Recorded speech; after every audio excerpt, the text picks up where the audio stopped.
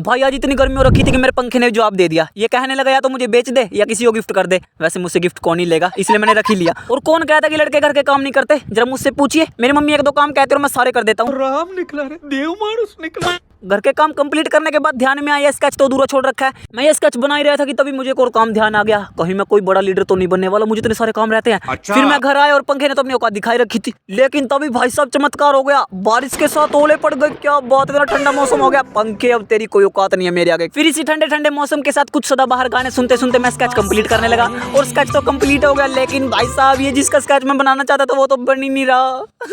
ये क्या बना दिया तुमने? आप लोग को क्या लगता है ये किसके साथ मिल रहा है स्केच, एक बार कमेंट में जरूर बताना।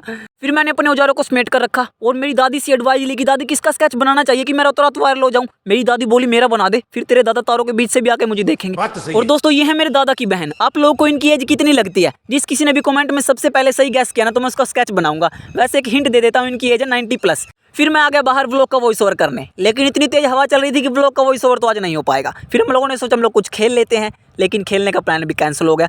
तो अब हम लोग कुछ नहीं कर सकते, बस आप लोग लाइक और फॉलो कर लो ताकि हम लोग लॉन्ग ट्रिप पे चल सके जी वैगन लेके। ओके।